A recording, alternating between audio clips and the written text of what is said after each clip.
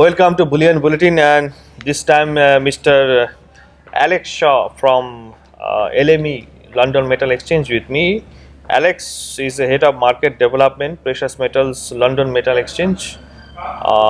Welcome, Alex. Welcome to Bullion Bulletin. Last year I spoke with Chamberlain when he was in Yes. Agra, and it is my pleasure to talk to you once again. And I think your precious metals.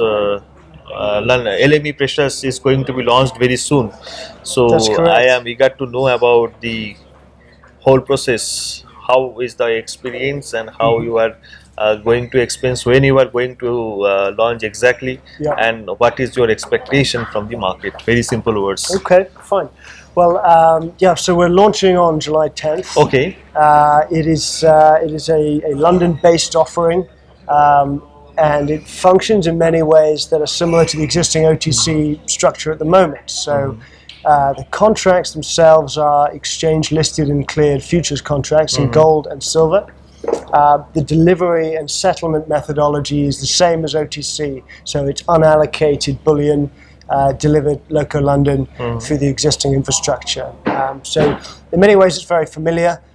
Those using the contracts can still transact over the phone and book on matched trades directly on, and then those come on as futures contracts and are traded and cleared through our systems. But at the same time, we're going to have an on-screen market, which will cover a focal point on spot, but then also has daily dates out for a period of time, and then monthly liquidity points, effectively going out to 5 years. And we've been fortunate to work with the World Gold Council, Goldman Sachs, Morgan Stanley, ICBC Standard Bank, Societe Generale, Natixis, and OSTC in pulling together the product itself, in forming that product to get that market input. But also from that group there will be provision of streamed prices. So we'll have market making at considerable depth and tightness of spreads, both on that spot book, which will be the focal point for liquidity, but also again as effectively calendar spread trades or carry trades from spot out to every single date along the curve.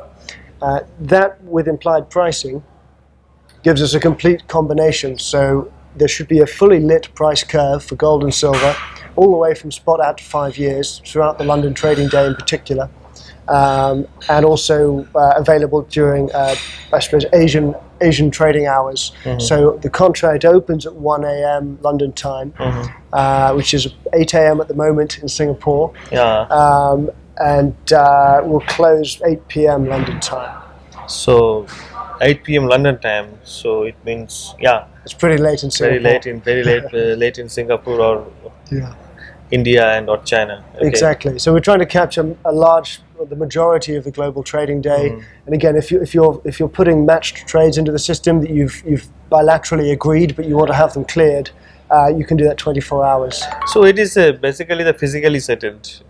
This contract is not a cash settled. It's physically settled in But the I can same also settle in cash. unallocated format as the existing OTC market in London. So you have the major bullion banks who are also vaulting banks. They will offer their clients an unallocated bullion account that is effectively paid into and credited in a sort of number of ounces of gold or silver to a certain value, and when they go to delivery, that account is incremented or decremented in line with the amount they've traded. So they don't necessarily have to move gold to deliver, because their unallocated bullion account can effectively register the transaction,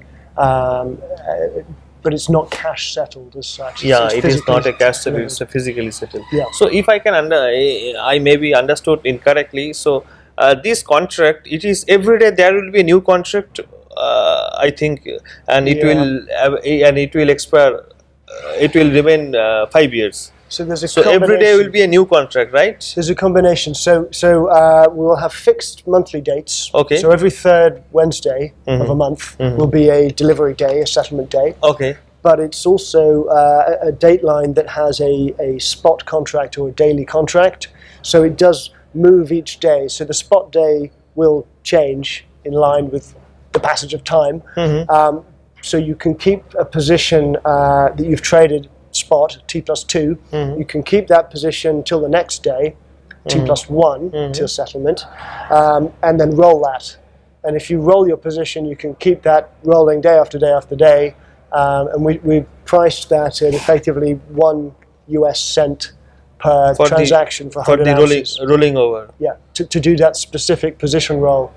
So we've made $1 for 100 ounce is 1 cent for 100 ounce.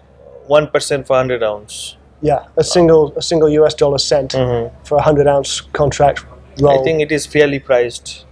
It's hard to get cheaper. So we recognise that the dynamics that we expect will be a lot of trading on spot, and that those positions will either be moved out along the curve, like an EFP trade, into one of the near months, or possibly quite far down the curve, we're told. Equally, people may keep that position on a daily basis and roll it overnight. Who will be benefit most? Yeah, it's a good question. So the reason, I suppose, we're working with the World Gold Council and the banks that I mentioned is that it is probably a real pain point for the banks first and foremost in the London market at the moment.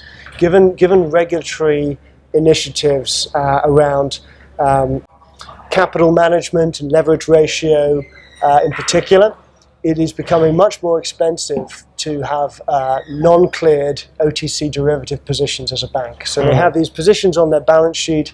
If they're long dated, they have to hold funding against them.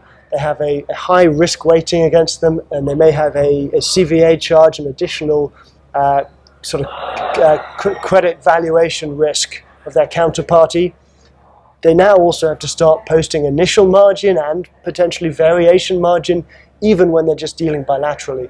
So the costs for the banks are going through the roof for transacting very plain vanilla transactions for their clients. They're also less able to maintain and offer credit lines because they have to hold capital against the full credit line amount, even if it's not fully used. So with the ability to transact through the exchange and clearinghouse, you can do away with a lot of those credit lines because the parties don't need to face each other in the same way, particularly when they're dealing bank to bank. And we can provide multilateral netting so that their entire portfolio of positions across gold and silver can see huge efficiencies in netting down to a single margining amount. So the banks in the first place stand to benefit a great deal, but the industry's overall costs are linked to what the bank's costs are. Right. So we see also clients of banks will see a marked improvement in their overall cost to transact and the efficiency. There's greater transparency also with that, and ease of regulatory compliance, which is important for a lot of parties.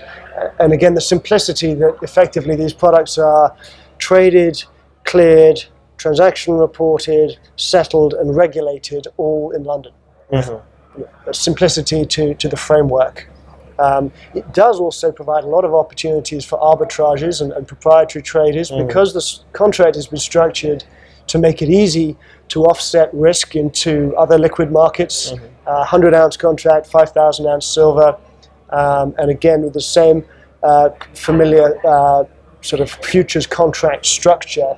None of the historic LME sort of nuances or complexities of trading have really come across in the new contracts. They've been created in a clean fashion that more closely replicates existing futures markets. It makes it very much easier to access and arb those positions.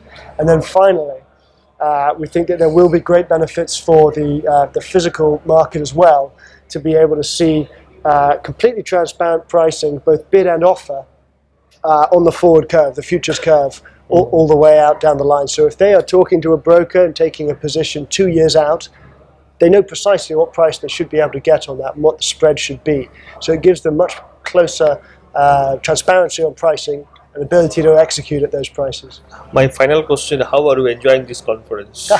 Very, very well, actually. I think everybody is impressed and pleased with the turnout for a first conference of its sort in what is quite a crowded global calendar of precious metals conferences. It's turned out very well. I've had very useful meetings so far. I think the panel sessions have been of a high quality, and I've enjoyed the presentation.